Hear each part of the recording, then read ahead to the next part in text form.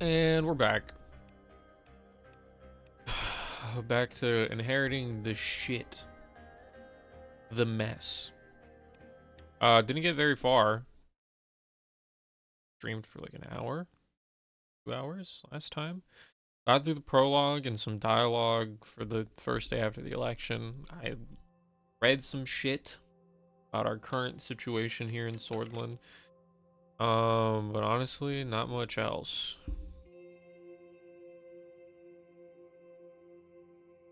So yeah, I gotta read more shit. Meeting on media strategy. Alright.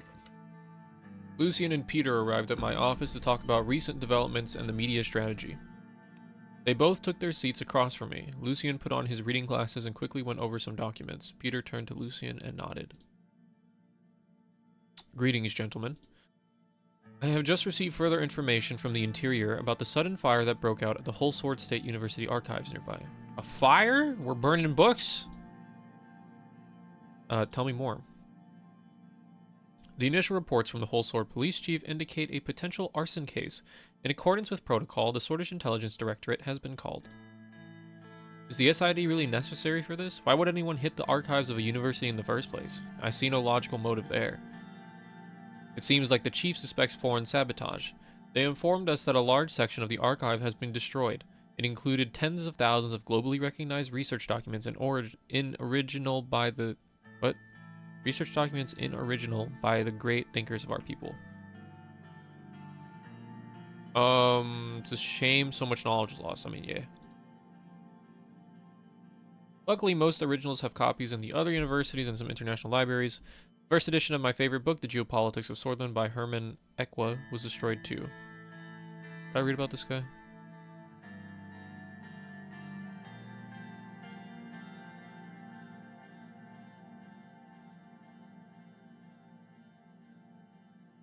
I didn't. Remember his name? Maybe it was just a freak accident. We do have the copies of most important works, so no single fire can eradicate our knowledge. I see no point in destroying employee records either. More importantly, Lucian mentioned that Marcel Caranti contacted him. Is this the media guy? Yeah. Yeah, HOS Advertising. The Carantis had always been known as one of the richest and most influential families in Sordland. Marcel Caranti was no exception. He was the oldest son of Conrad Caranti, the industrialist and media mogul who founded HOS, the richest man in the entirety of Sordland. What the hell is HOS? The Heart of Sordland Conglomerate is a multi-industry corporation worth tens of billions of SR and is a part of the Big Four, the four largest companies in Sordland. They are involved in many industries, but only have a monopoly in the media industry through the ownership of Sordland Today and the Swordish Broadcasting Corporation. They are heavily involved in radio, television, and advertising sectors. It was founded by Conrad Caranti, the first modern Swordish entrepreneur. Swordish citizens employed by HOS enjoy many benefits, such as huge salary bonuses, free private healthcare, and free housing. Oh, that's pretty cool. But, I mean, why does the state should be providing that? In the last decade, a leadership question has engulfed the organization, which slowed down its revenue, but it still remains a behemoth that can influence the economy as well as the perception of society on certain issues. Recently, the eldest son of Conrad, Marcel Caranti, has been the rising star of the conglomerate and the potential candidate for CEO. Lucian turned to me. He's offered to meet with you, Mr. President. What does he want? After the passing of his father, may he rest in peace, Marcel aims to become the next CEO of the HOS conglomerate. He mentioned a productive collaboration. They are a powerful and influential media conglomerate. To start with, they own the Sordland Today newspaper, the Swordish Broadcasting Corporation, which means it would be wise to have them on our side. Sorry for interrupting. What does this productive collaboration entail? He did not wish to explain the details over the phone, but rather in person. I believe I will be receiving a call from him sometime soon. However, as Peter said, they have substantial power over the content of media outlets, headlines, radio shows. That is what he would be offering. What he wants in return is what we need to understand. But let's not get ahead of ourselves. First, we need to determine our general approach to media. I'm no media expert, but Lucian made some very interesting arguments at the preparation meeting yesterday. There are two ways we can approach the media. One of them is by influencing it, which has clear advantages. The other one is keeping it independent. Oh, Jesus, man.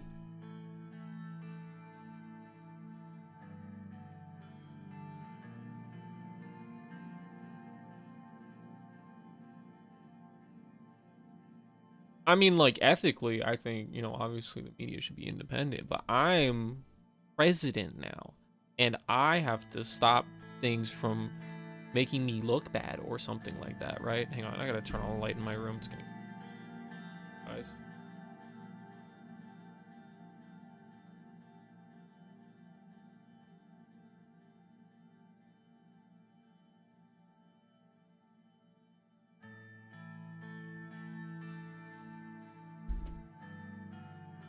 Um,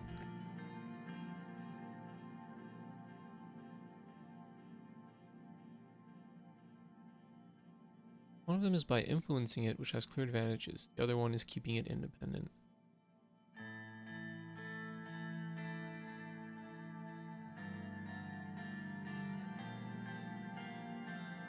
I don't know, man. This could all come crashing down over my head is the problem. All of our heads. Destroy this country somehow.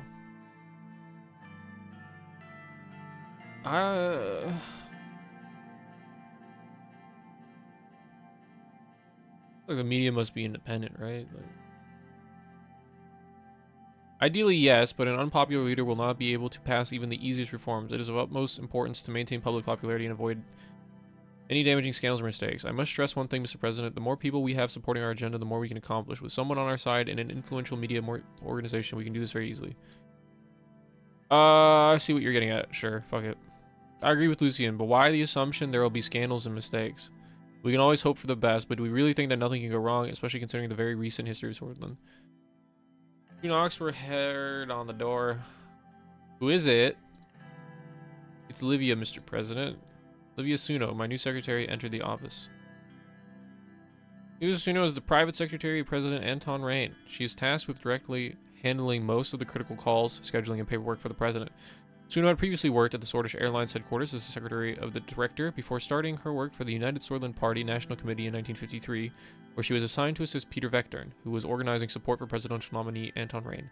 After Rain's successful election, Suno began serving as a personal secretary in Rain's office at the Maroon Palace. Okay. Her dark curls bounced as she crossed the room to my desk. She spoke with a slight lilt in her voice. Excuse me, Mr. President. Mr. Galade's secretary has been calling me and wanted me to relay a message. Oh, listen. Marcel Cronty, the new CEO of blah, blah, blah, is on the line. Well, the ball is in our court now. Would you like to talk to him, sir, or would you like me to? You go ahead, contact the line to my office. I trust Lucian. Right away, sir, connecting the call to line 1. Livia left the room and the phone started ringing. Lucian picked up. A few minutes passed as the two talked over the phone. Good news indeed. Congratulations, Mr. Cronty. Thank you for contacting me about this. We will talk later. What was so important that it couldn't wait? He was just elected CEO by the board of directors. He offered a partnership deal regarding his media branch. He is inviting us to his resort near Conriet for a meeting. Conriet. Third largest city in the greater Hulsord region. It is situated on the Eskel River, which is known for its scenic boat tours from and to the capital. The river creates a vibrant wilderness admired by thousands of weekend visitors. Conriet is the only port city in the Hulsord region, but due to a lack of investment, it can only dock 2 container ships at any given time. This makes Lockhaven the primary destination for international shipping in central Sordland. Compared to the small civilian port, the humongous Conriet naval base that houses the Swordish Navy leaves many visitors in nationalistic awe. 1789, the city was nearly destroyed by the Great Fire of Conriet because of the Vogslandian Navy attack in which the entire Swordish fleet was sunk. 6 battleships and more than 40 support vessels not only decorate the skyline of the coastal city, but also employ about 50,000 residents. Admiral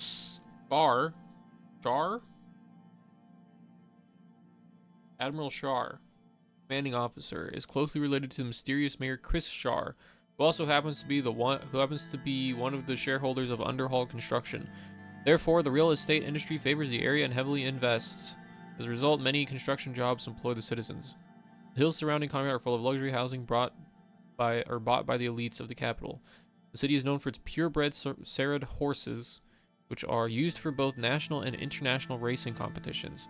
They are raised and trained in horse farms owned by privileged country clubs. Okay, so it's a very rich person place. The board has decided rather quickly. It seems that gave him the confidence to approach us again. He's going to offer a real deal and now has the power of the conglomerate too.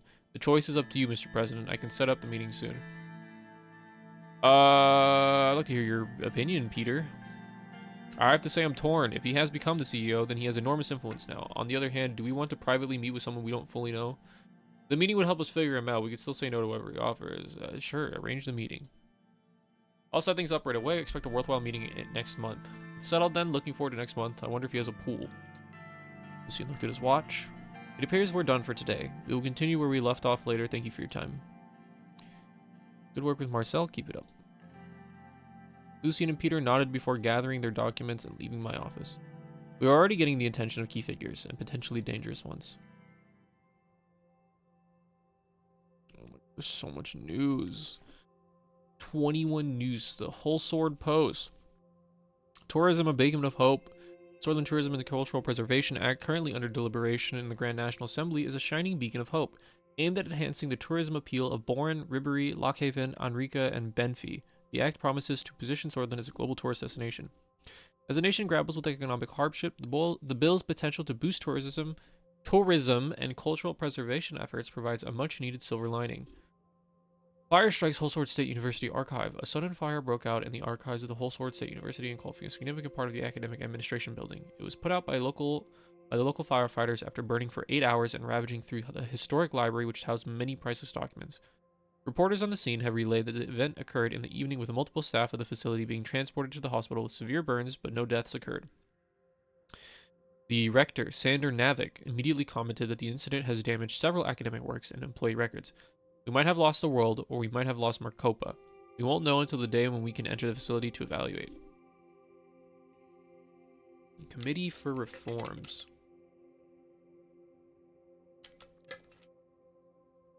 Speaker Gloria Torrey said that a committee which includes all 3 political parties of the Assembly has been formed for the preparation of potential changes to the Constitution. The committee has been asked to submit a comprehensive report to find a solution for the current problematic state of affairs in the governmental institutions.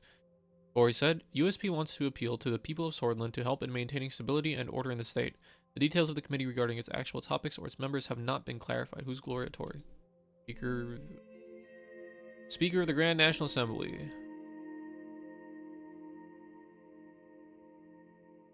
Strong critic of Alfonso's president. Obstructed some of his policies.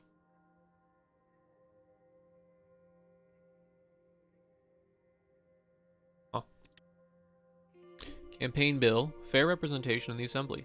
The long-stalled campaign bill has once again taken center stage in the Grand National Assembly. The bill, first proposed during the Alfonso presidency, had been put on hold due to the 1953 election, but has now been resurrected under President Anton. Oh, I already read these. That's why they're gray. Yeah. Okay, Sordland today. Conrad Kranti passed away. The first and most important modern entrepreneur Sordland has ever seen has sadly passed away today. People looked up to Conrad Kranti as a figure of success, respect, and wealth. After his immediate passing, his son Marcel Kranti took over his title as the new CEO of the Heart of Sordland conglomerate. Suspicious fire ravaged HSU. Rector. Fire broke out. There's 2 scientific. Other documents. 5 wounded. Swordish Intelligence Directorate cordoned the scene in suspicion of foreign subversive interference. Several academicians, including Herman Equa, have stepped forward with concern regarding the status of many famous academic papers and recognitions stored in the archives. Equa was quoted saying, "Our great quests of knowledge should have been protected better." True. Fueling Sordland's tomorrow. Unfazed by recent political developments, Gasom is set to bolster Sordland's infrastructure and support its ongoing development efforts.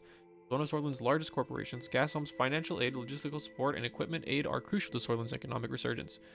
The support provided by the corporation, whose roots are entwined with, exemplifies the corporation's dedication to Sordland's prosperity. This advertisement was sponsored by the Alfonso Foundation. The hell is the Alfonso Foundation? Non-profit, founded by him. Creator is focused towards charitable pursuits, addressing homelessness, mitigating income inequality. Comprehensive approach to homelessness, aid. Okay. Economy meeting held in Whole Sword. Is that by the oligarchs or whatever? Anonymous. Armadine Industries, pioneering electronics. A new prototype for the first pocket radio was displayed by the Arcasian electronics company Armadine Industries in Ventry City. After 6 years of research, the engineers behind the pocket transistor radio have revealed that the material science and questions regarding the composites have been solved. The company is now filing the patents for the product. The CEO of Armadine, Aaron Bridges, is predicting an IPO at VCSE in the upcoming years. In a bid to raise further investment, Mr. Bridges has called for all venture capitalists who believe in the future of science and technology in the marketplace to invest in the company. President of Arcasia, Dwight Walker, praised the bright minds of Arcasian engineers following the announcement and called for further technological advancements for the military-industrial complex. Abandons Lotharbrook's exclusive conclave. In a stunning development, former president and current chairman of Gasom, Ewald Alfonso, has announced his departure from the exclusive Lotharbrook group. His decision has been fueled by a growing disillusionment with the interests of the secretive organization. Alfonso has been quoted saying he's intent on charting his own course away from Lotharbrook. However, this abrupt exit from the group, only a few months after his defeat in the 1953 elections, marks another political setback for the man who led Sordland into its deepest recession back in 1951. Okay. Lockhaven Times. Gasom hires freeze amid economic strains. As Sordland grapples with economic challenges, Gasom, one of the nation's largest corporations, has announced a freeze on new hires. The corporation, integral to Sordland's energy sector and a significant contributor to the economy, has yet to announce when it intends to lift the hiring freeze. While this development is a blow to the Swordish workforce, it's a reminder of the delicate state of our nation's economy. Freezing temperatures recorded. Meteorological Institute has reported a record low temperature of -29 in the city of Suzerain. A warning for frostbite has been issued in the city southern Bergia. People are advised not to go out unless they must due to the risk of frostbite. Schools are closed for this period. It fucking blows. Swordish National League starts season. Football once a minor pastime. Okay, what kind of football? Like American football or like soccer? FC Gelserd. Yeah, that sounds like soccer to me.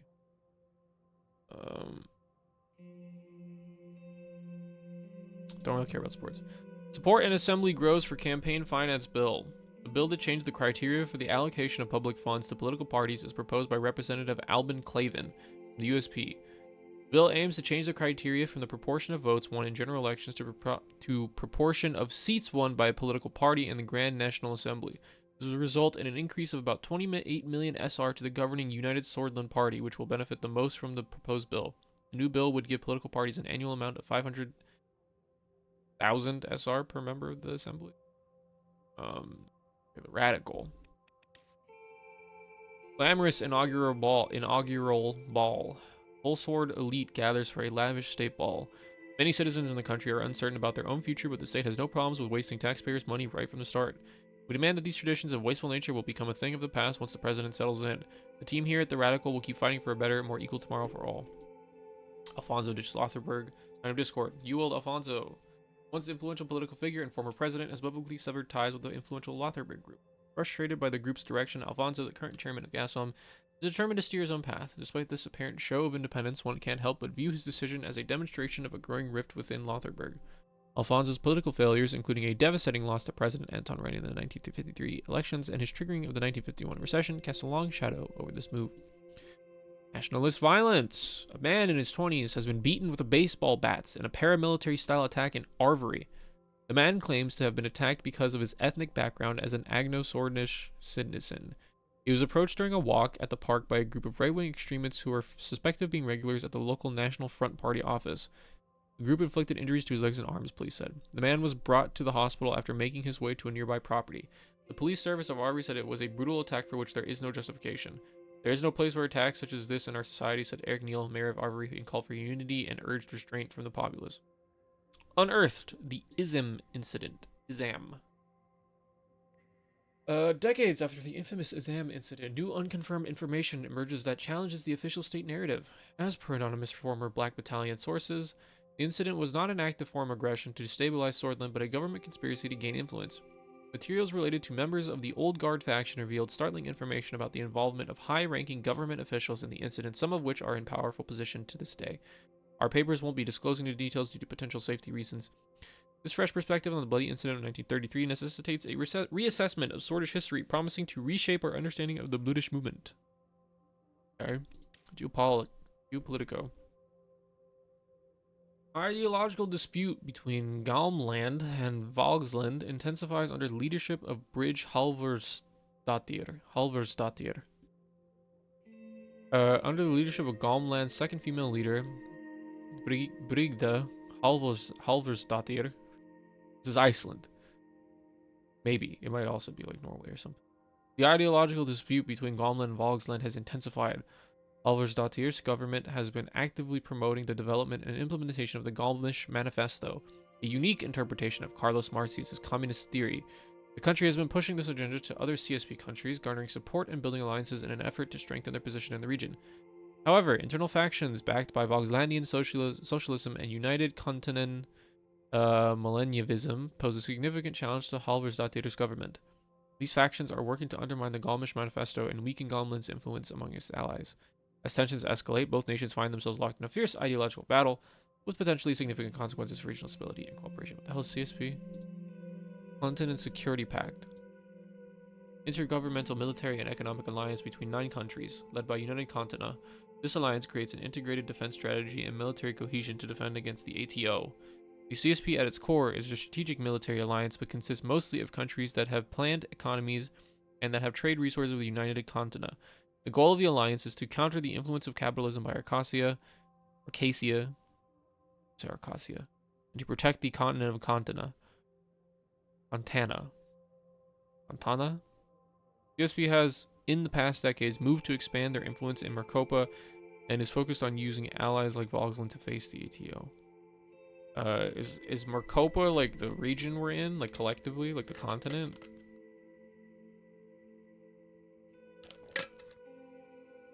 Is the ATO just like NATO? Arcasian Treaty Organization. I can't even keep my fucking pronunciations correct. Is an intergovernmental military and economic alliance between 14 countries, primarily led by Arcasia. The alliance aims to bring all its members together in a united economic and defense framework against CSP. With ATO, strategic military alliance heavily consists of countries with capitalist economic structures. Its aim is to counter the influence of United Continent around the globe and protect Maricopa from the expansion of socialism. Recently, the ATO has become increasingly focused on increasing the nuclear protection. The new military weapon has advanced enough to become part of warfare. Okay. Communist theories advanced by Continent, Lucian Leon, Shavatangakuna. Crazy name. More commonly known through his nickname Malenev. Malenev developed it as a variant of Carlos Marcius' theory of Marcian socioeconomics.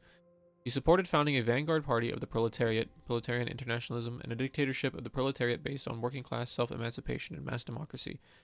Malenevists are critical of the theory of socialism in one country in favor of Malenev's theory of permanent revolution. Malenev argues for a need to give support for social revolution in the advanced capitalist countries through working class mass action and support for internationalism. Malenevist industrialization officially designed to accelerate the development towards communism, stressing the need for such rapid industrialization on the grounds that the United Continent was previously economically behind in comparison to Western countries, and asserting that a socialist society needed industry in order to face the challenges posed by internal and external enemies of communism. It is currently one of the most popular theories of Marcian socioeconomics, being followed by a number of nations around the globe. It is also responsible for causing socialist revolutions in farther countries like Vogsland during the Century of Revolution. Okay. Well. Sordland's regional trade. As the Reign administration starts its first term, there is a question in all of our heads. What will be the regional international trade policy? Due to the strategic geopolitical location of Sordland, historically Agnolia and Wayland have been natural trading partners. Depending on the direction of the Reign administration, we think it is likely that a new trade deal will be brokered with at least one of these parties in the near term. All in all, regardless of which trading partners the administration decides to go with, one thing for sure, regional trade will boost the alien economy. The real question is, what does Vogsland or Lesbia think about Sordland? Democratic Republic of Vogsland, commonly known as Vogsland, is a socialist republic situated on the island of Vogos and several small islands. It is governed by the People's Party with Helm as its capital. Chancellor Emmerich Hegel currently serves as the head of the government. Before the Volg tribe settled on the island of Volgos, okay,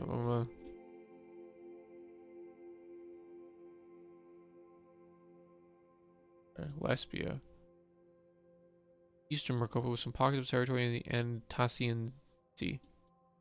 Parliamentary republic currently governed by the Democrazia Lesbia party, with Patricio Alvarez as the prime minister. Its capital is Perla. Lesbia is one of the oldest countries on the Marcopan continent. Peaceful Revolution 1950.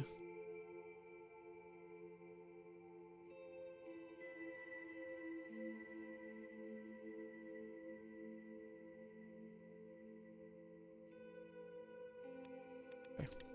Rumberg coming south.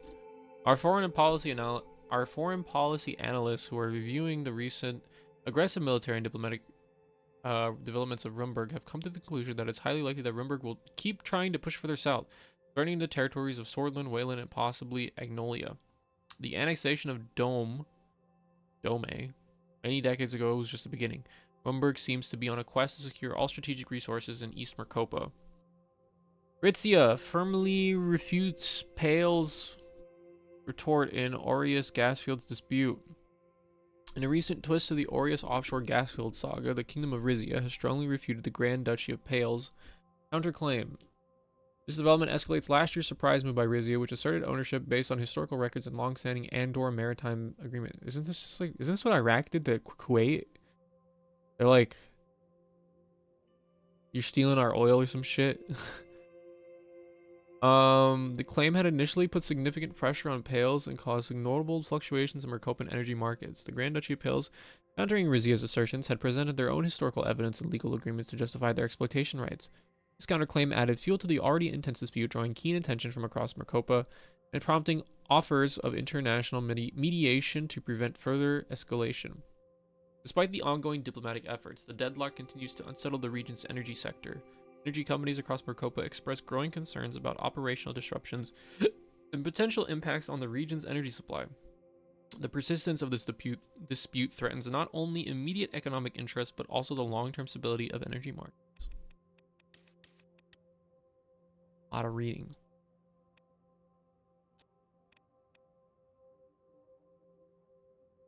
Oh, move the map too fast. Alright. Okay. Campaign finance bill.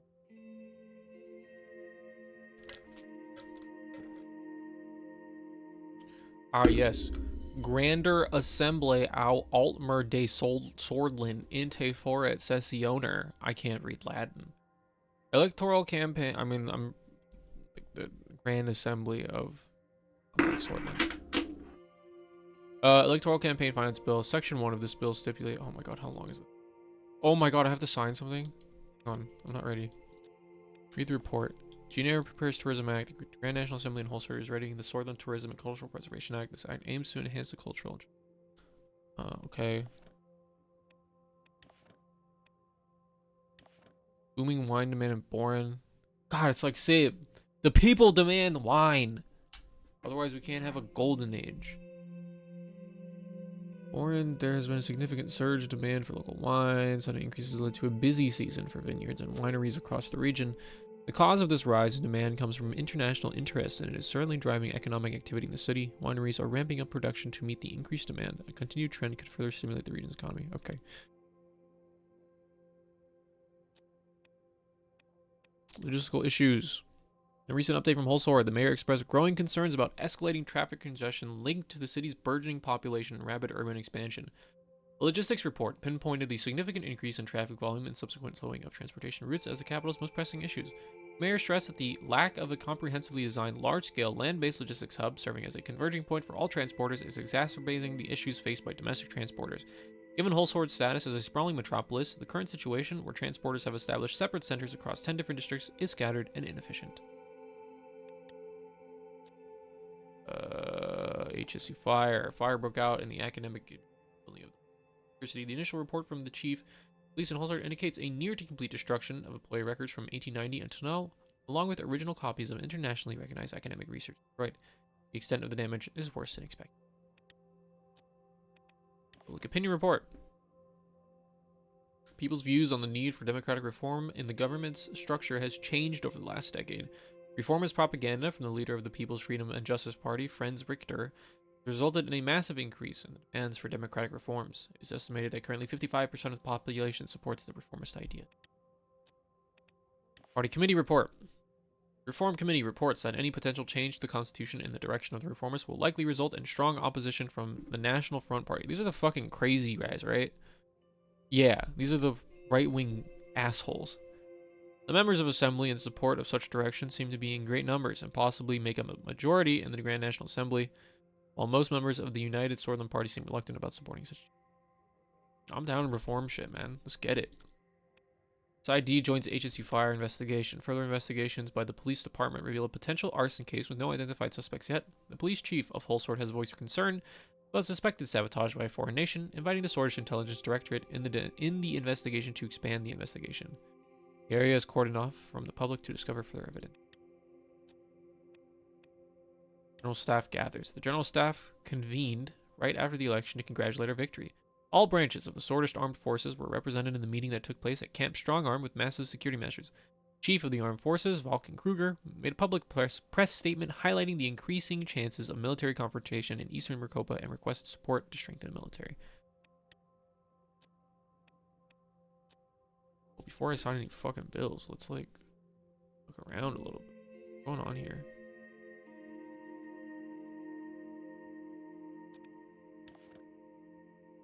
The number of people filing for unemployment in Morna continues to rise as the recession continues.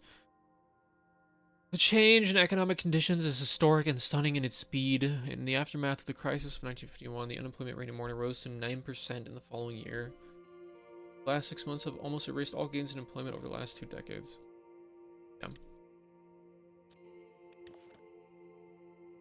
Nature Preservation Foundation in Leirin has organized a march promoting ecological practices in nature preservation. The event witnessed significant participation, demonstrating the local community's commitment to environmental issues.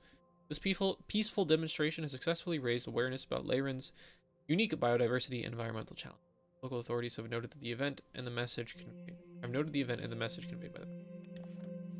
Lock Haven Sea Rig Maintenance. The Gaslam Sea Rig off the coast of Lock Haven has paused oil extraction operations for essential maintenance. The rig has been a significant contributor to Lock Haven's oil output, and its temporary shutdown could impact the city's production levels. Maintenance timeline remains uncertain. The local government is monitoring the situation and making arrangements to ensure minimal disruption in the city's oil supply, until then normal operations remain suspended. Lack of investment. The mayor of Arbury, Eric Neal, reports a lack of adequate infrastructure around Arbury, which seriously undermines the attractiveness of Arbury's investment climate. Foreign investors, particularly from Agnolia, are becoming hesitant to invest in the city. Meanwhile, according to data published by the National Business Council, around 90% of the company's total expenditures in Agenland is absorbed by logistics costs, while in peer regions this figure is below 10%. Increasing homelessness. The region of Bergia is among the worst hit regions in Sordland, where homelessness has skyrocketed since the economic recession. The number of homeless in the city of Dare is more likely to have increased by 25% in the last year. The rise was particularly stark among Bluish people, where homelessness increased by 72% in just 6 years. Jesus Christ. It is reported that the homelessness among ethnic minorities has reached the highest level in more than a decade. The Bluish minority of the region now account for up to 47% of all homeless people there. Holy shit, man. Structure report in Gelsard. Recession led to a reduction of rail assets, with more than a fifth of the railway network itself antiquated, being mothballed in the recent years. While the main lines of the railway network are currently in service, increasing demand in goods from Gelsard to the capital is pushing the network to its limits. The rail signaling system in the region dates from the middle of the last century and is also in. Port of Lock Haven loses importance. The latest marine traffic reports show that the port of Lock Haven is no longer the busiest of the Maricopa continent, falling behind to the 3rd position. While this is a negative indicator for our administration, Lock Haven still has the potential to shine again as a major trading center. The port of Lock Haven is the largest port of Sordland and holds enormous importance for the economy, particularly as the main distribution center linking the capital and the inner parts of Sordland to the rest of the world. This major port city will hopefully keep supporting a possible economic upturn in the entire country if investment projects succeed. Low production in Agenland. The report calls attention to the alarmingly low levels of productivity growth in the region of Agenland, where there are also high rates of food insecurity, malnutrition, and rural poverty in inner parts of the region. Everything fucking blows. The recent collapse of the tourism industry in Langkurg has led to a reduction in trade traffic and road maintenance. Road network is currently in service but is in need of substantial improvement. Ports, country roads, and bridges similarly suffer from a lack of investment. Firms doing business in Lancaster report a significant shortage of warehousing facilities, particularly refrigerated facilities, with implications both for the transportation system and the ability to serve the population's basic food and health needs. Promising agricultural growth. For the first time in 3 years, the agricultural output of Sarna has increased. Many experts link the increased output to both a drop in temperatures and new farming practices that have been adopted in recent years. Additionally, farmers are now accessing more generous credit allowances from the government that were left over from the Alfonso administration. The Ministry of Agriculture reports that the region's agricultural industry has the potential to become a powerhouse in the future if investments persist. Congratulations from Prime Minister Alvarez. Prime Minister Alvarez congratulated you for the results and spoke about his hopes to have a beneficial partnership deal in the future. He sent his best wishes to the Source people and warned us about the threats of the encroaching millennialist influence of United Contana from the east, emphasizing the importance of unity in our continent, Marcopa. Congratulations from Chancellor Hagel. Chancellor Hagel has sent his congratulations on your victory and wished for close cooperation between our countries in the future. Hagel signaled concessions from Volksland in case of a promising trade deal. He also congratulated the Swordfish democracy for the successful elections and warned us about the threat of Arcasia's growing influence poses for Eastern. Congratulations from President Smolik. President Smolik sent his congratulations on the election victory and wished for a cooperative future between Wayland and Sordland, signaling a desire to normalize a diplomatic situation between the two countries. Congratulations from PM Van Horten. Van Horten congratulated us on our election and praised our party's stance on just and transparent elections.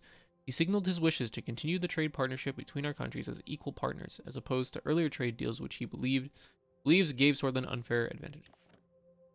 Kairut expresses approval of Swordfish democracy. The Republic of Kairut congratulated President Anton Rain on his recent election victory in Sordland. Chancellor Enos Adriumer of Kairut extolled Sordland's democratic process and peaceful transition of power, emphasizing shared values. Kairut expressed positive outlook to continue diplomatic collaboration and mutual.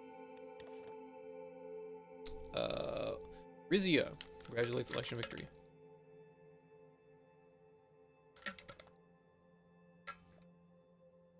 King Romus Taurus of Rizia has formally extended warm congratulations to President Anton Rain following his electoral success. In an official address, he praised Sordland's so-called democratic ethos and expressed a keen interest in fortifying bilateral ties under the Rain administration.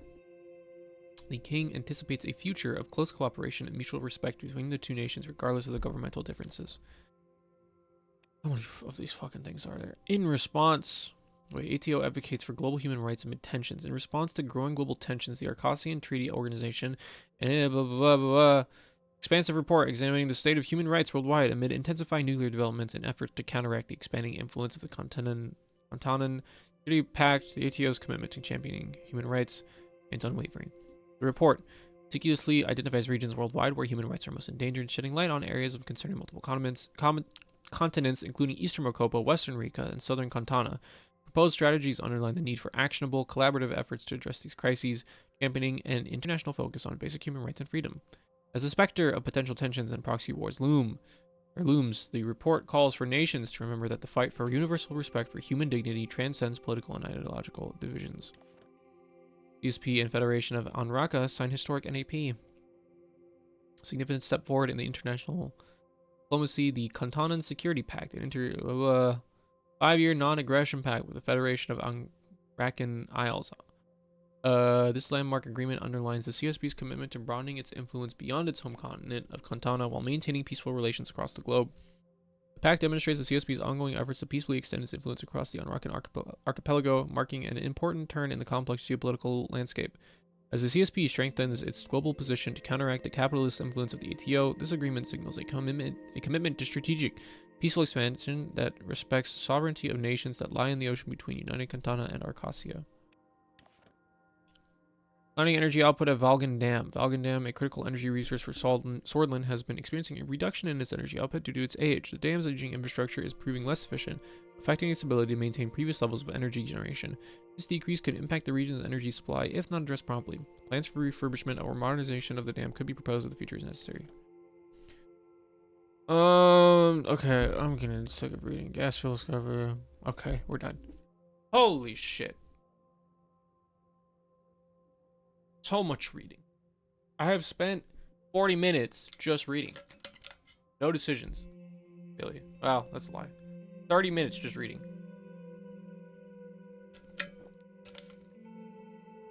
All right. Let's see. So that's the bill. Invest in mega infrastructure. All right. Well, let's just look at this bill for. Oh.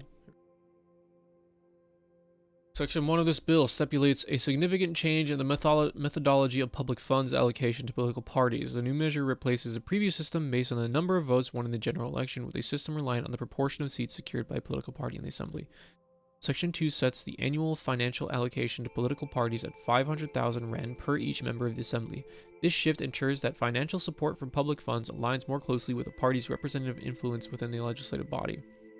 Section 3. A consequential effect of these amendments will effectively lead to a substantial increase in the election budget for the USP, a minor augmentation for other parties present in the Assembly.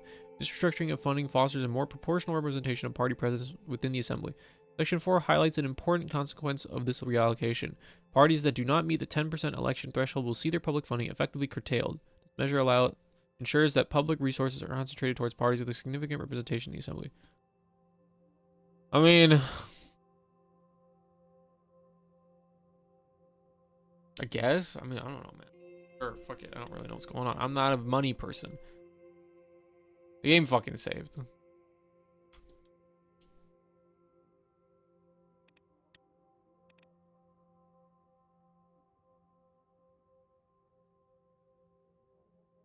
Dude, I don't know what's going on. Limited women's rights. Well, we gotta fix that. Court backlog. Oh my god. Alright.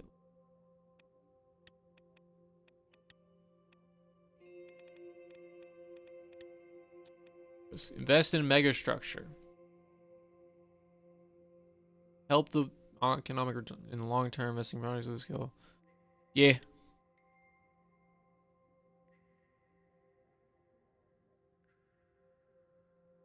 News. This is signed into law by President Rain after the approval of the Grand National Assembly by majority vote on Friday following a 3-hour debate. Franz Richter, who objected to the funding package, saying it contained too much unfairness in the election budget, also sought to delay proceedings by demanding a formal recorded vote, but was overruled. The law brings small changes to the criteria for the allocation of the campaign budgets and introduces no changes to the total amount of public funds reserved for political parties, which stands at 100 million SR. USP hijacks elections. Yeah, I think I fucked up. Well, I don't really know what's going on, so they shouldn't have elected me. Discussion of potential infrastructure projects. Okay. View towards the Marquian Sea, Lock Haven was nothing short of exquisite. The seaside state residence fittingly named the Blue Mansion was large, fine, and accommodating. But enjoying the luxurious mansion wasn't the main reason of our visit. We gathered the economic team here to discuss the infrastructure investment project. Half an hour had already passed since the start of the meeting. Unfortunately, I did not even have the chance to have my usual afternoon coffee. Looking at the view from the windows, I let my mind drift for a couple seconds. Simon's voice brought me back into the ongoing discussion. Mr. President, we need to focus on boosting the economy as quickly as possible. One of the fastest ways to achieve this is through infrastructure projects. What can we focus on? On the one hand, businessmen are complaining about the slow logistical rail network between Holsword and Lockhaven. Elias started talking as soon as Simon took a breath. On the other hand, citizens are criticizing the lack of a proper highway connection between Lockhaven and Arvory. The narrow roads by the seaside are not only dangerous but also difficult to traverse. I like helping the citizens out.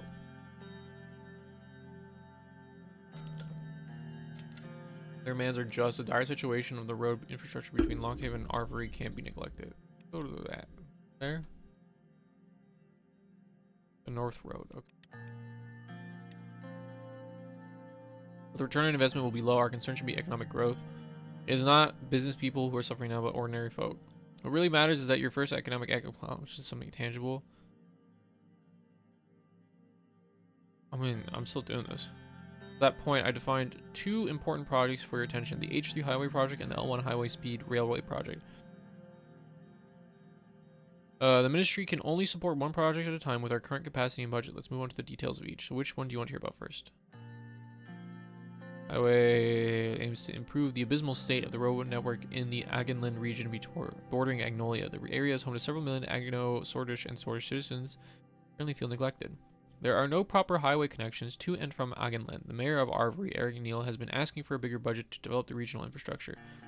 He told us that even trucks are having a hard time traveling through the main roads. The increased traffic is causing trouble for people commuting in and out of the region.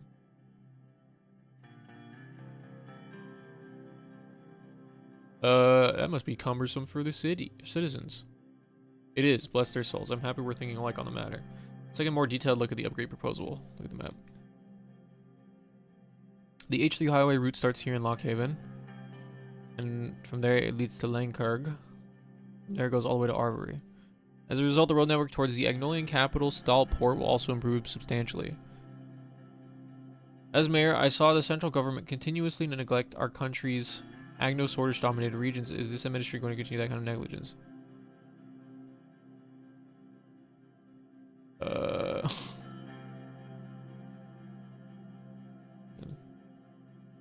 Yes, there should be no preference or separation among sources, meaning we should think about what's best for our country overall. It has to be pointed out the highway would be less beneficial in the short term. I have to disagree. It will increase the speed of transportation throughout the region. Our citizens will be quite pleased if we successfully accomplish this. Besides, if we can enter trade talks with Agnolia, they will see the investment as a positive sign. I mean, I'll hear about it. Your predecessor, Alfonso, failed to deliver on this campaign promise, but now we have the opportunity to start the construction of a groundbreaking railway project. As you know, our current trains cannot meet the standards of today, as many other countries adopt new electric engine technology to power their trains. We're falling behind. News about the electric trains in United Cantana has piqued our business interests. They too wanted to transport resources and material from Holsort to Lockhaven with great speed and efficiency. The major cities of Sordland need more infrastructure to support their growing populations. Yeah. This should be our priority: growth and development optimization. Our plan is to upgrade the old L1 line from Holsort to Lockhaven. It will transform to a high-speed railway. Line construction starts right here at the capital. There we'll go to Enrica first, then connect to Gelserd, after which we'll reach Lockhaven, our economic powerhouse. The L1 will significantly boost the economies of the newly linked cities and even the rural areas in between. Lockhaven is our primary port, so the goods unloaded there will be transported to Holsort much faster.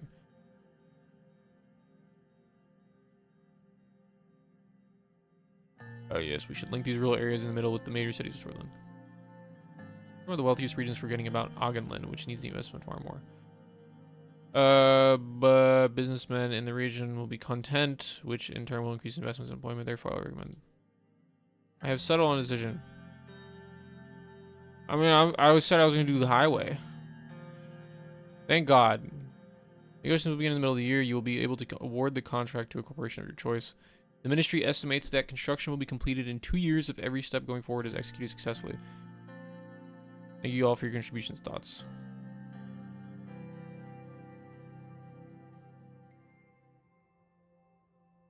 Yep. Cool.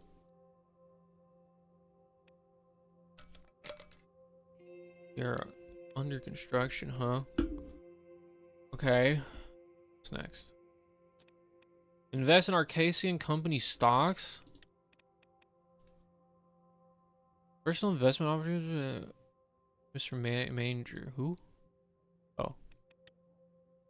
An experienced stockbroker and venture city Arcasia selling valuable shares of Armady Industries up and up. Nah, that's a conflict of interest right there. They made Jimmy Carter give up his fucking peanut farm. Reception at the inaugural ball. I had just finished buttoning up my suit jacket when the doorbell rang. The presidential guard had arrived to pick us up for the inaugural ball. Oops. The ball was a 3-decade-old tradition breathlessly anticipated by politicians, bureaucrats, and the press. All eyes were about to be on me. I called on Monica to get the children ready. Looking in the mirror, I straightened my tie and took a deep breath. After tonight, there would be no turning back. Suddenly, Diana hugged me from behind, startling me a little. Monica had fixed her hair into an elaborate braid woven through with ribbons. Papa, Mama told me it's time to go. Oh, darling, I'm ready. Where's your brother? I think Frank is still upstairs. It was almost time to leave. The big ball was starting in less than an hour.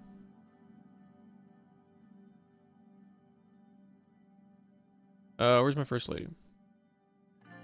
She was wearing a simple yet elegant beige sheath dress and short heels. Her hair had been neatly pinned into a chignon, showing off the pearl earrings I had given her for our 15th anniversary. All those years she had stayed by my side. Now we were about to begin the most challenging chapter in our lives yet. How do you do, Mr. President? Just embrace her. Monica, my love, you look as gorgeous as the day we married. Now, there's that charm that got you elected. This thing itches. Frank tugged at the collar of his new tuxedo. He seemed ill at ease. I'm glad to have you with us for this big night. Sure, Dad, I'm just dying to go. Papa, are these people going to be around us from now on? Pointed at the presidential guards at the door of the house.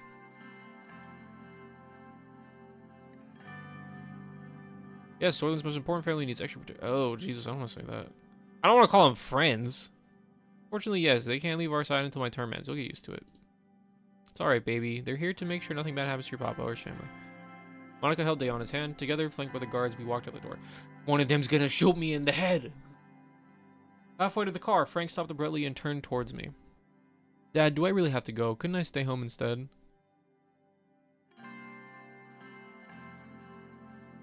I'm nervous myself, Frank, but I'd feel a lot more confident with my son by my side. Frank smiled reluctantly. But when you put it like that, sure, let's go. The presidential guard showed us the way as red and blue lights flashed around us. Sergei, my driver, ushered us into our armored limousine. The motorcade started moving towards the palace. I gazed out the window deep in thought. Anton, what are you thinking about?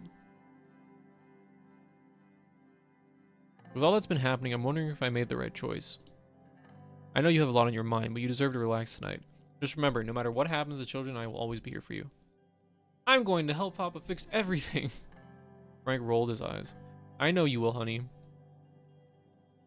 That means a great deal to me. After what seemed like just a few minutes, the convoy slowed to a halt. Sergei rolled down the limousine's soundproof partition. We are here, sir. Hope you enjoyed the drive. Much appreciated. How are you today? I'm just as good as I can be. But today's your day, sir. I'm glad you're in charge now. You know, my entire family voted for you. I won't let your family down, Sergei. I don't doubt that, sir. You are the one who sparked a glimmer of hope in us all. Sergei opened the door for me. The normally imposing palace was festooned with garish banners that nearly made it look cheerful. A line of shiny luxury sedans stretched around it. Politicians, bureaucrats, and celebrities, so the creme de la creme of the Sordland elite, streamed inside the building. Good luck out there, Mr. President. See you on the trip home. I stepped out and immediately found myself surrounded by loud voices and camera flashes. Hordes of eager journalists thrust their portable microphones my way. My guards fended most of them off, but one woman managed to dodge them and corner me. I recognized the Swordfish Broadcasting Company logo on her press lanyard. Mr. President, Mr. President, do you plan on working together with the opposition parties on the expected constitutional reforms?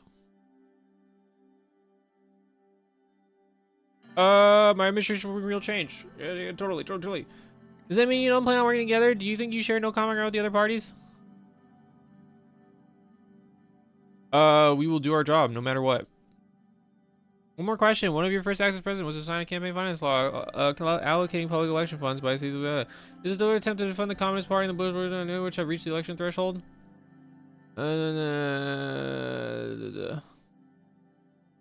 Sure. Let's just say one of these fucking things. It was agreed on by the majority of the GNA I could use my veto on the first day. Sure. It's a fucking cop-out answer, like all of these are. That's enough, ma'am, said one of my guards while nudging the reporter away from me. A path through the crowd was now open, and we quickly made our way to the entrance of the palace. At the same time, a dozen fireworks went off. The entrance was decorated with beautiful ribbons in Sordland's colors of white, yellow, and maroon. A lush maroon carpet had been rolled down the stairs. We entered the lobby and joined the throngs of people making their way towards the ballroom. As I navigated through the crowd, a familiar figure stepped into my path. It was Bernard Circus, the acclaimed poet and now MP. His face bore a look of subtle defiance. Congratulations, Mr. President. A remarkable achievement indeed.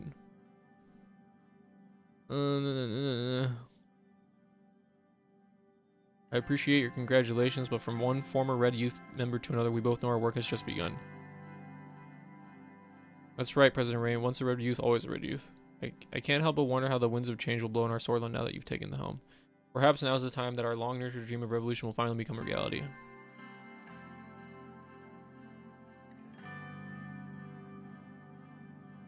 You might be onto something, Bernard, but let's put politics aside and enjoy the evening. You're right, tonight should be a celebration, but remember, to ride towards the sun is to invite flame, yet only through fiery peril can true glory be found. The light of it binds us all. Let's hope for the same for Sordland. I've taken up enough of your time, President Rain. This is your night after all. Your family, friends, and country are wait. Who's this guy again? I don't remember. Thanks for sharing your wisdom, Mr. Wait.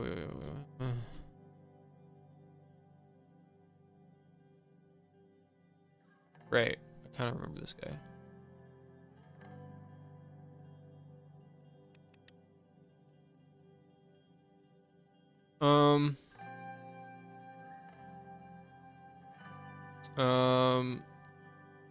Thanks for sharing your wisdom, Mr. Circus. Well, very well said, Bernard. I'll see you inside. Until we meet again. As I watched Bernard's circus blend back into the crowd, his words echoed in my mind. Were they mere poetic expressions or a reflection of the real socialist sentiments stirring within the country? Behind me, I heard a familiar voice. There they are, the most beautiful family in Sordland. Uncle Peter! Hi, Uncle Peter. It's great to see you. You two are growing faster than I am getting wiser. Are you sure you've gotten any wiser, Peter? Maybe not. After all, I'm sticking with you. Or I'm still sticking with you. Happy to see a familiar face, Peter. Evelyn. Peter's wife, Evelyn, approached us and shook our hands with a firmness that belied her delicate features. Congratulations, Anton. I have to say, the results were clear to me from the beginning. Thank you. We both worked hard to make it happen. We know you did. You deserve the position.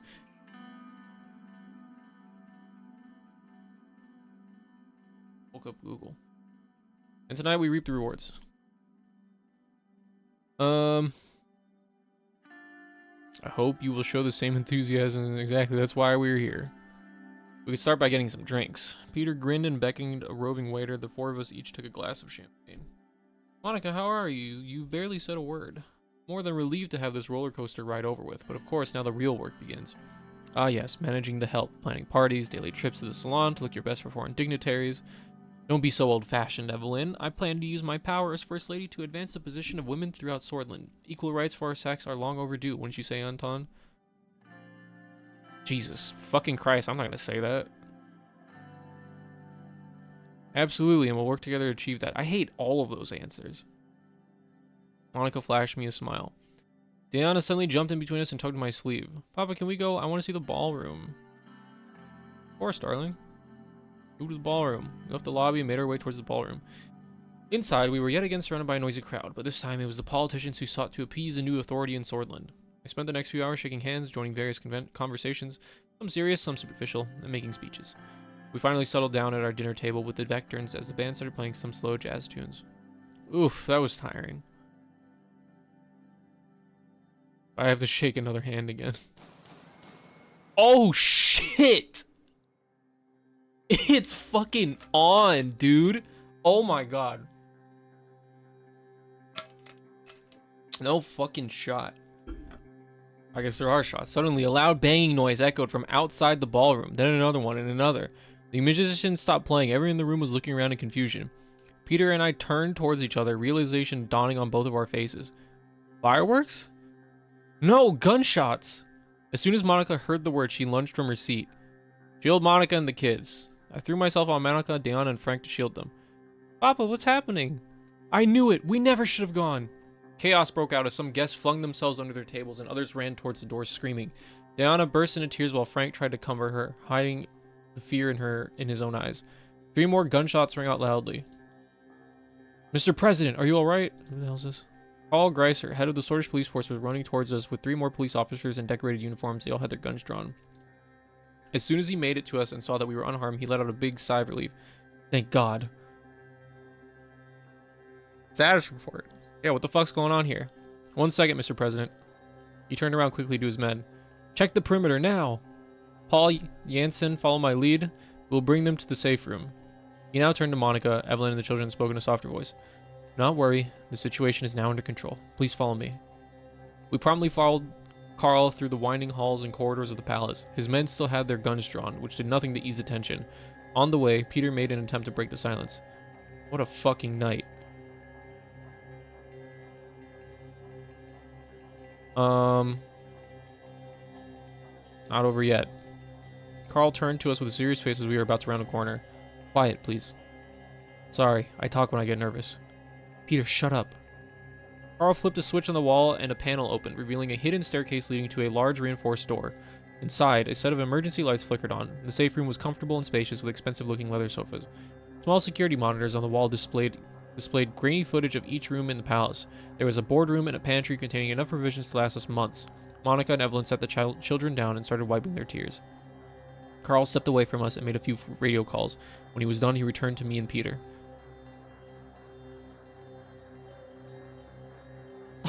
Do I have clowns for a security force? So, what's the status? Carl's radio suddenly crackled to life. Every second felt like an eternity as he pressed his ear to the receiver. When it fell silent, he returned to us.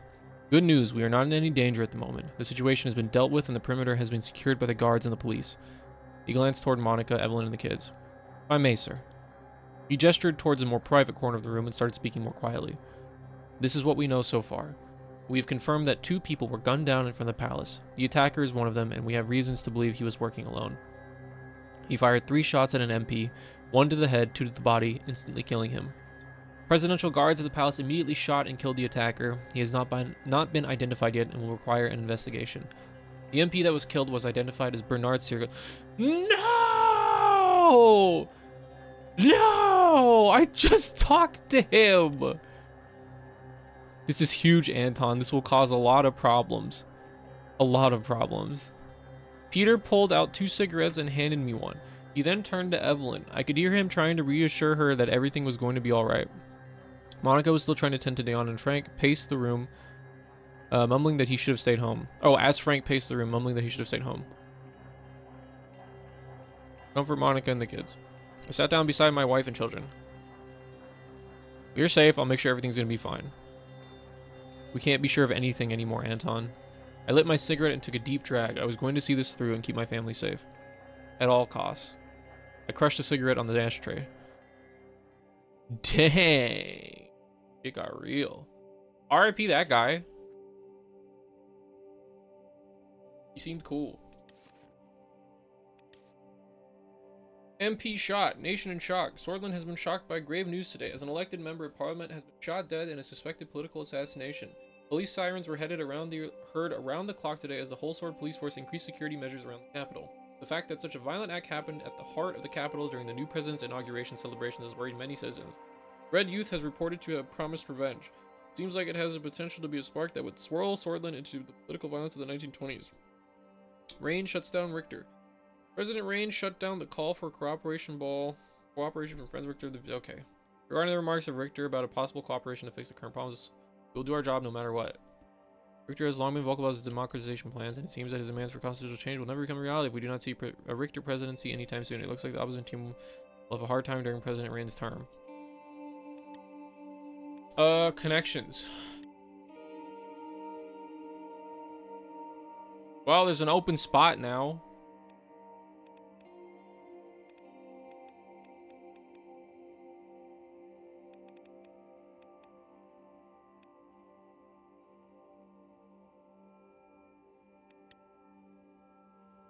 Oh shit. Emergency meeting. Let's read the security report. Security increased. Security measures at the Capitol have been heightened after the murder of Bernard Circus. The mayor of Holsword reports that everything is under control. Security around the Maroon Palace has been increased with combined efforts of the Holsword Police Department and the Presidential Guard. Additionally, the entrance procedures to the palace are being revised with advice from security professionals. The police chief Carl Greiser reported that an investigation has been launched on the murder of Circus. Hey, emergency meeting. The mood in the Situation Room was gloomy. My cabinet members were gathered to discuss the shooting outside the palace. Lilius presented the initial report. Bernard Circus was shot dead at 9:03 p.m. in front of the palace gates. He was an elected independent member of Assembly and, as you know, a famous communist. He spat the last word out with some distaste. The guards at the scene were 50 meters away and immediately took action by responding and killing the assailant, who was identified as a member of the nationalist organization Young Swords. The president and his family unharmed. Praise God.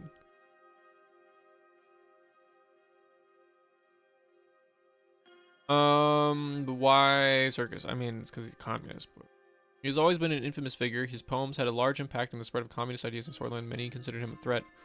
Our investigators are suspecting a political assassination since the Young Swords have been threatening the communists for some time. It may well create a dangerous atmosphere where the left versus right political violence of the 1920s could spark once again. A return to these days would be devastating. The coups are the reason why our country stagnated for a decade. Neo Morgana, the Minister of Justice, sighed. The Red Youth has condemned the killing but didn't stop there. They promised revenge. This will in turn spark further aggression from the Young Swords. The whole cycle started because Bernard Circus expressed his views. We can't simply look away. Nia had always been one of the only members of the Justice Ministry who truly deserving of the name. She had survived countless attacks on her character while fighting corruption within the ministry, and rising power had only compounded her sense of moral duty. Freedom of expression is part of our constitution. We can't have anyone, let alone an MP, shot for voicing different opinions.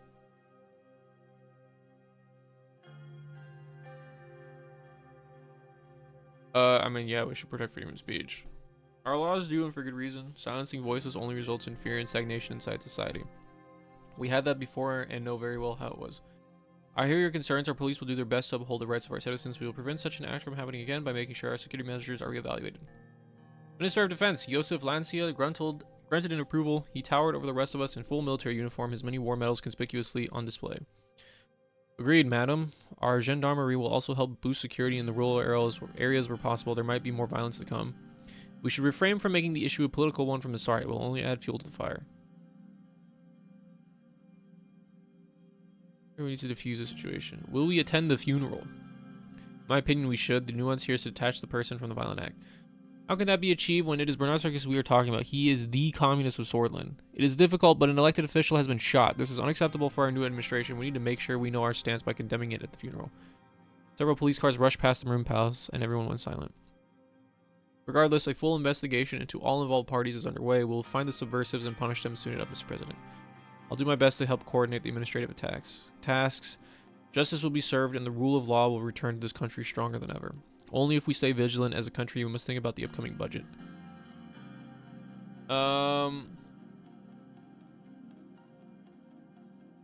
We should not lose sight of our real political goals, like the constitutional reforms. Agreed, these matters shouldn't distract us from what the people want us to do. Lucian took some notes after checking the latest newspapers and reports. It seems that the tensions between the communists and nationalists will escalate further. It will be very difficult to pass any meaningful change if there is chaos in the country.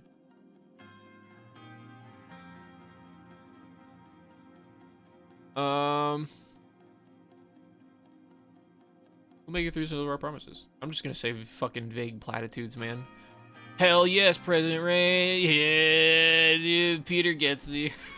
This will be it for today then. We will convene again soon. Thank you all and keep us updated. The meeting concluded and the ministers left the room with concerned looks. It was hard to anticipate what would happen next.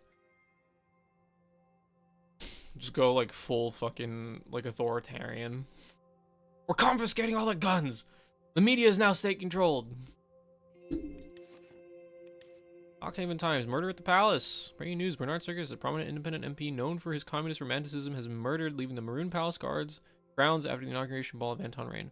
Reports indicate a politically motivated assault by the far-right nationalists of the Young Swords. Shocking photographs have been leaked to the press, showing blood-dripped stairs of the Maroon Palace. Heavily condemn this sort of political violence. This is the very cycle that the president must break with reforms. True and real. Oh, continue button, huh? Okay. Days later. Protest. Political instability. So much. Swordish politicians dead. Spoken out about the idea of the dictatorship of the proletariat. 3-year-old member of the Young Swords, despite his radical views, elected to be independent. Ali did not manage to live long enough to serve his duty. Received threats from Swordish nationalists who viewed him as a traitor for promoting millennialism. Television footage showed the famous poet's body laying face down, draped with a white sheet on the pavement in front of the gates. Julius Graf said she had assigned a group of leading ministry officials to lead the hunt for the killers. Again, dark hands have chosen our country and spilled blood and a whole sword to achieve their dark goals. She told the conference, we are risking all aspects of crime. Funeral will be held tomorrow in his home city of Dare. Local police have reported to have increased security measures for the ceremony and stand ready for a massive attendance. Unity despite differences, Sordland has two paths to the future, and this year is critical to decide which path we embark upon. Amid a recession, the lack of stability and security caused by the death of Bernard. We need more jobs and a safe atmosphere for a country supposed to grow and prosper. How will we increase our employment and open new factories if there is blood flowing down the streets? Okay. Talk about vague fucking platitudes. Only way out of restriction, bailing out businesses. Oh my god, shut up. All came in time. Murder was a method of the past. Protests, million of riots around the country. We're calling for peaceful protests and dialogue instead of violence. Extreme actions. His friend Richter. Live within these. Okay. Unifying message is something that we should all listen to in these times of danger of loss. Method of the past, and has tainted us, reminded us of who we were before and who we don't want to become in the future. Radical. Farewell, Bernard Circus. It is a sad moment for Sordland. We have lost a renowned poet who not only wrote about the struggles of the working class, but also acted on them. However, his decision to enter Swordlish politics was met with a sick attack that ended his life.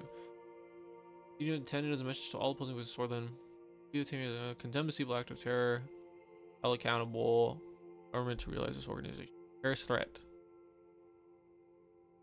He is now a man who is murdered for speaking his mind.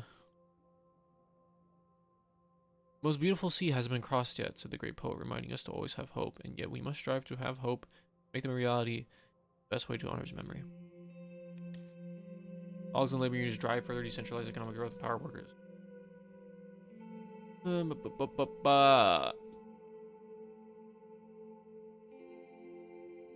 actually getting shit done here. Alright, whatever.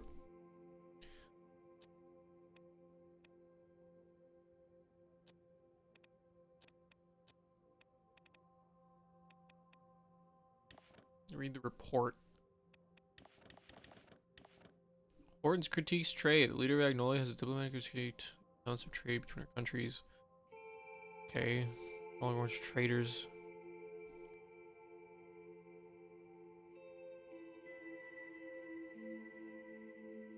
Increase border security.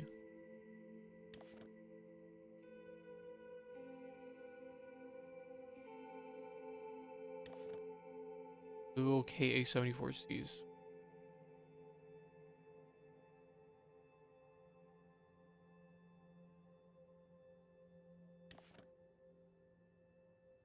Overburdened.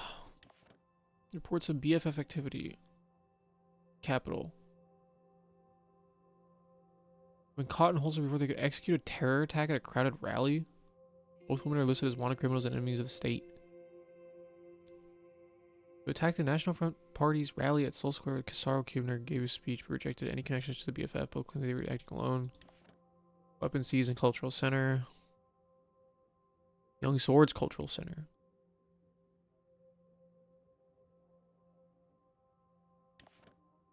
Police understaffed. Legal firearms found in Communist Party office. Young Swords Youth Wing leader dead after terror attack. Local Young Swords Youth Wing leader in Suzerain, Iak Toirin, has claimed responsibility for the organized attack in the British market that resulted in the death of 7. His base of operations have been raided and he was found dead inside with 2 bullet wounds to the back of the head. This scene was organized to make it look like a suicide. If you can make it look like suicide, fire 1 bullet, not in the back of the head.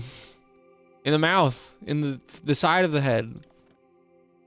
Communist Party leader suspected of bomb attack. An unintended bag at the NFP office in Valgan was destroyed by the police on suspicion of a bomb threat. Communist Party leader Valgan, Bilt Hainer, has been arrested in connection to the incident. Fucking Jesus, man. Alright. Yeah, dinner with family at home. This is good. This is gonna be great. After a long day at the palace, I was finally home. I thanked Sergei and walked through the front gates, nodding at the 2 guards as I went by. Even as I turned the door on, I could hear Diana rushing down the stairs to greet me. I opened the door and there she was, sitting in front of me with expectant eyes. Papa, you're home. Lift and hug her. I lifted Diana up and hugged her while trying to put the keys in the tray next to the entrance. She was going fast. Lifting her up was no longer as easy as it once was. That was school. Boring. I liked my old school better. Put her down and her expression turned serious. Papa, are the bad men gone? There's only one bad man, Diana, and yes, he's gone now. Okay. Mama, Mama's here. Monica appeared next to the door. She was wearing an apron and holding a spatula in her hand. Diana, what did I tell you? No running in the house. Yes, Mama. Monica approached me and kissed me on the cheek. A tantalizing smell wafted from the kitchen behind her. How was your day? Terrific. I finally got to do some grocery shopping just like old times, and I'm making your favorite. You mean... Yes, Zabla. Zabla is one of my hometown specialties. A chicken pea stew topped with beef braised and tomatoes and Burgundian spices. Traditionally served in a clay pot. God damn, I'm hungry. It was absolutely my favorite dish, especially paired with kebji, vish, a potent unfiltered wine from my region. Kiss her on the cheek, I guess, yeah. I just wanted to cheer everyone up a bit. Her smile faded and she lowered her voice so that Diana would hear, especially after what happened at the ball. I am worried, Anton, for you, for the children, and for the country. Diana suddenly appeared next to us. Mama, yes, sweetheart, I'm hungry. We'll eat in just a minute. Will you have me set the table? Anton, can you tell Frank to come down for dinner? He's been sulking in his room all day. Monica started taking out the plates while I head upstairs to fetch my son. Loud rock and roll music echoed down the hallway from his room. I caught a faint hint of cigarette smoke. Knock on the door. There was no response. Knock on the door again. Still no response. Bang on the door. The stereo in Frank's room clicked off. Alright, alright. He unlocked and opened the door. What do you want?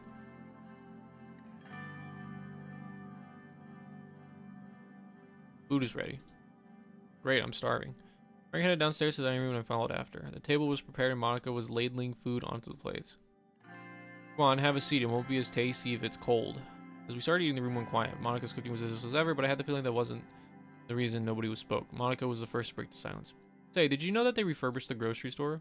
I don't know if you remember the owner. He's been there every day for the past 30 years. Can you imagine doing the same job for so long? What if you were president for 20 years, for example? 20 years of this, I'd be dead. I realized my... Oh, Jesus. Anyway, the grocer really is a nice person. He threw in some extra vegetables with my... Oh boy. Frank suddenly slammed his hands on the table, rattling the plates. Monica, Dan, and I stared at him. Well, this is how it's going to be. We're just going to sit here like nothing happened. Dad, you could have been killed. Mom could have been killed. Any one of us could have died. Diana's lower lip started trembling. Monica put her hand on Frank's shoulder. You know, I would never let anything happen to your Diana, even... Okay, I'm not going to say that. And yet we are all still alive. For now, but how long until this happens again? Frank, let's talk about it. Sit down.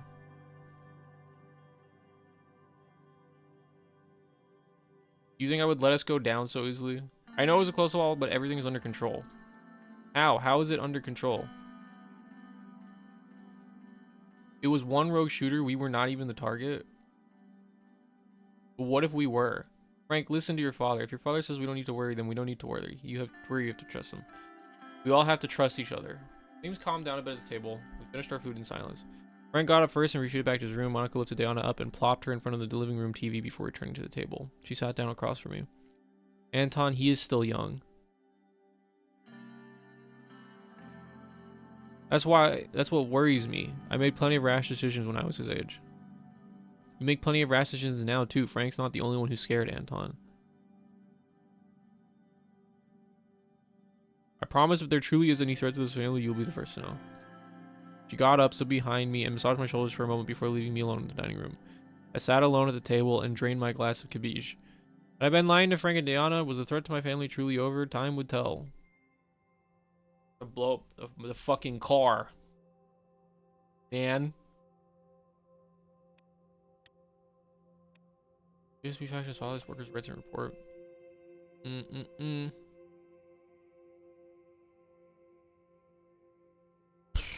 The need for robust labor protections, thorough analysis of workers' rights. Surpass the global standard average minimum. Higher. Industrial sector unionization rates at present 95%. Calls for action on issues such as the gender wage gap. Morella expresses condolences for Circus. Prime Minister Alma Sultana of Morella has conveyed heartfelt condolences. Portland.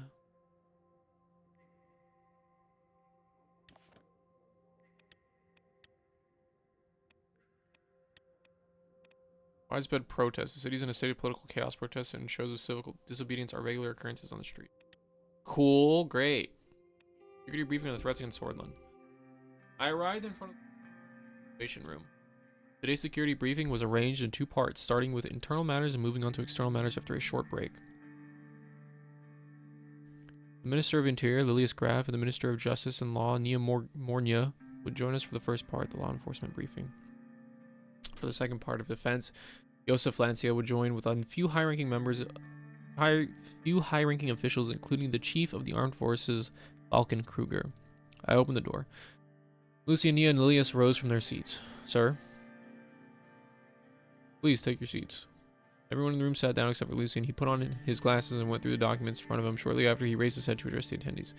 Mr. President, ladies, we will kick off today's meeting with the internal security briefing. I'm assuming everyone has already been over the agenda. We all have busy schedules. Without further ado, I will jump into our first topic. As we feared, the political atmosphere has worsened.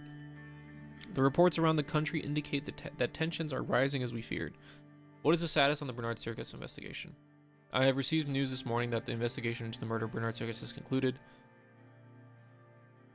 Please enlighten us. The more we know, the better. After further investigation and testimonies, we have confirmed the motive and also the events leading up to the shooting. A few days prior, members of the Red Youth initiated a violent attack on a Young Swords local leader in Jen. We believe the Young Swords then called for revenge, leading to the death of Mr. Circus. Since he often spoke against the Young Swords and national sentiments in the assembly, he was a big target, not to mention his radical communist views. Radical Sordland just lost a great writer. For what? It is unfortunate, but it was likely that an incident would happen. Ilias handed over the report and pointed at a highlighted section in the document. The investigation revealed a very troubling fact. The funding sources of the Red Youth have a clear link to United Cantana. Sure? Yes, we have found the cash trail. Several Red Youth members with ties to United Cantana have been detained, and the information extracted from them points to a preparation for a communist uprising in Sordland. It isn't unusual for the superpowers to influence other nations, but I think this case is a little far-fetched. The left lacks popular support in Sordland. Nia eagerly lifted her hand. I motioned for her to speak. I went over the report in detail. It would be wrong to jump to conclusions about a clear foreign interference yet. United Cantana has humanitarian and cultural ties with many countries, including Sordland. I also don't want to jump to conclusions immediately. We shouldn't create a crisis with them. Nearly 3 decades ago, they funded General Rickard and tried to establish a communist dictatorship in our country. If it was not for Colonel Sol, we would have seen the real crisis.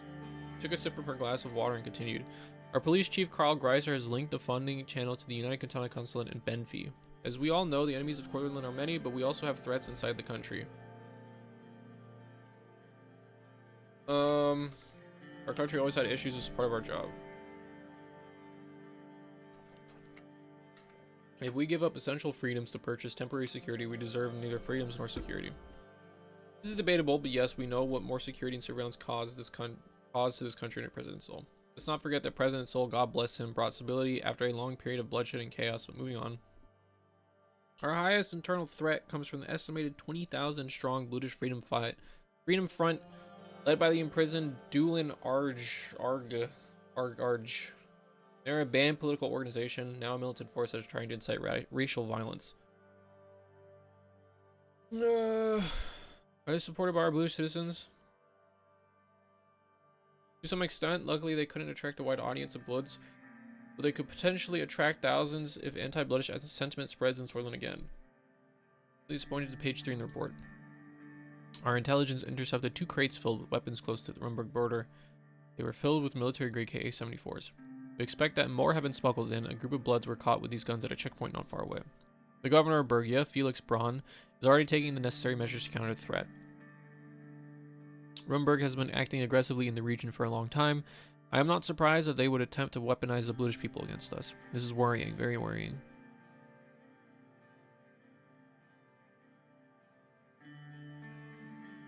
Do we make any direct correlations between the BFF and Rumburg? Not yet, but we have suspects that indicate such a correlation. This is grave news, but we must be careful not to stoke the fires of anti-British sentiment. Unfortunately, Governor Braun is directly causing the tensions to increase with his increasingly anti-British security stance. Oh, right. I must remind you, Governor Braun is directly responsible for the arrest of Dylan Arge, the previous leader of the BFF. It's true that his methods can be extreme at times, but it was his policies that kept the region peaceful over the last decade. He is misusing the powers given to him by Chuck and Sol. The insane authority of the governor is surely a root cause. It would be very difficult to revoke the special status of Bergia under the current circumstances, Ms. Mornia. The presidents no longer have the authority Tark and Sol enjoyed. For now, yes, but with enough justification for it, it would be possible. Anyway, we will be discussing this at a later time. Tell me more about the special zone. As you know, Bergia was given a special status by Tarkin Sol after the full-scale uprising by the BFF against the Swordfish government in 35. Those couple years were disastrous for Bergia. Dulan Arg and the BFF declared war on us, openly attacked our people, and occupied entire cities. It was a massive uprising, but I'd like to point out the longest time they were in control of a city was 2 weeks. I wouldn't call that an occupation. Despite the arrest of Dulan Arg in 44 and the BFF ceasing its activities, the special status of the region was never revoked. Today, the special zone of Bergia gives the governor insane amounts of authority. He was in trouble with the law before for not following the central government's authority. Fortunately, Bergia also has its own police forces directly commanded by Governor Braun. They are not part of my ministry and only cooperate when they are forced to do so. This is a problem. Even though our forces have the authority to serve in Bergia, the special zone leaves the security of Bergia mostly in the hands of the government, or the governor. That leaves my hands tied.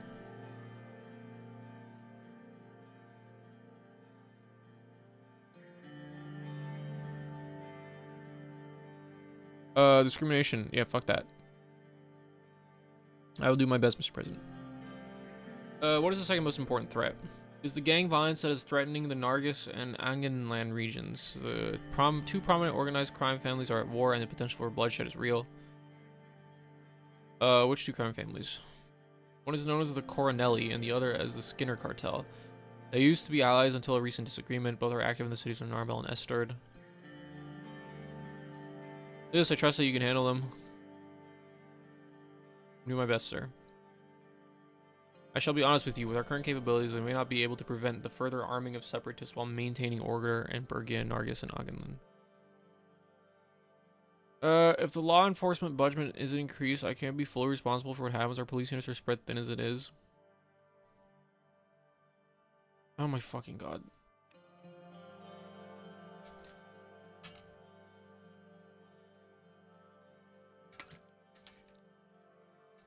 See, in real life, at least in the US, cops ask for increased budget and then don't do shit with it.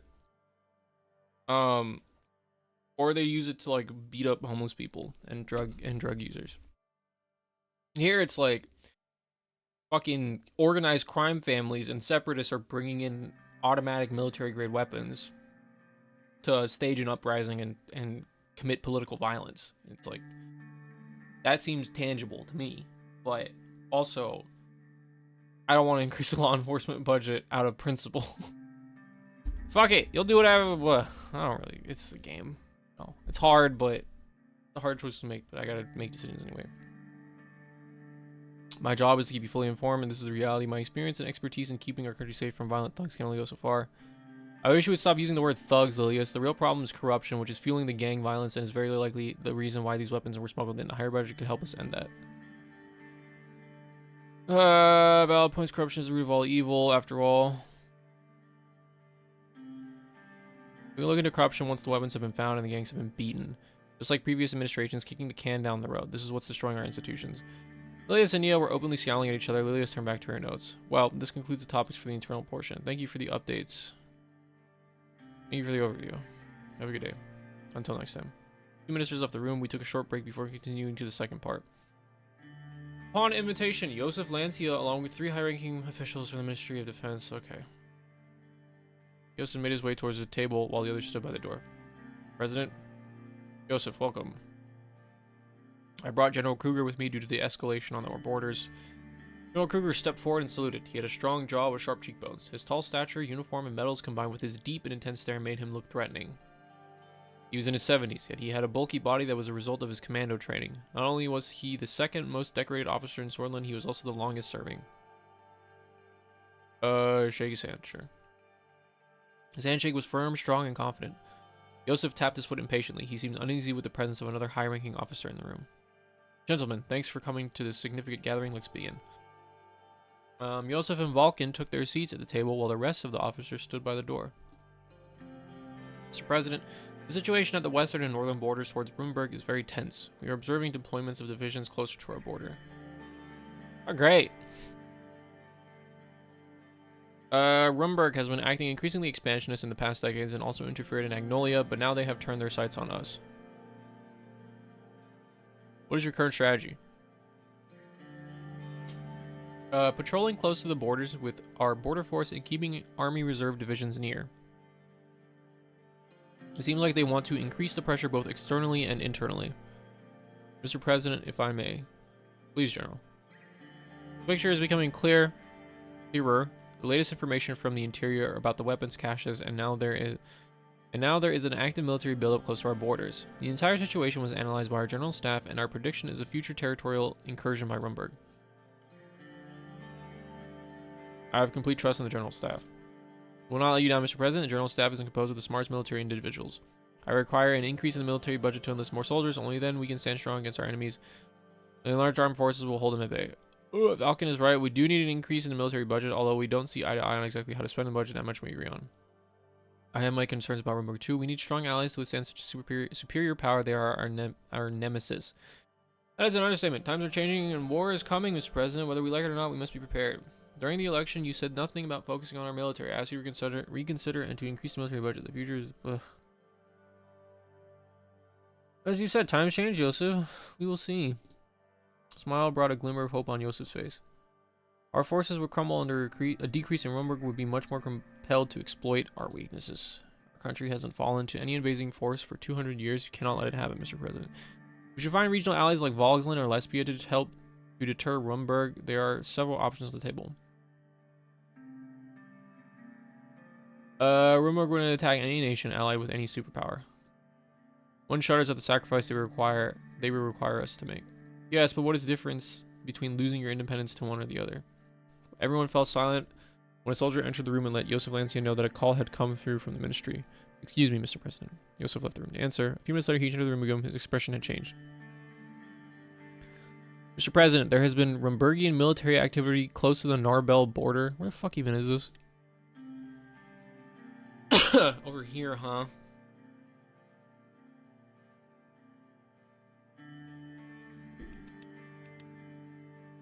I just spoke with the local commander. Valken, we should go to the ministry and get further updates from our branches. Understood. Raising military readiness is the first call of action. If there is truly an extraordinary attempt, we will relay it to you immediately and wait for further orders, Mr. President.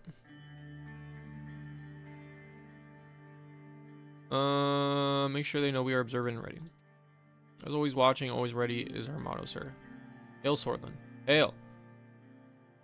Soon left the room. Rumberg was already testing us, and the reports from the interior indicate interference inside our borders. Communists, nationalists, British rebels, Rumberg expansionism. What was next?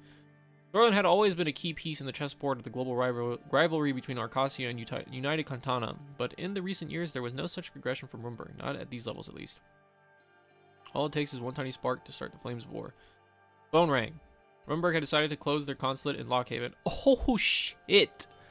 That's not cool. That's not a good sign.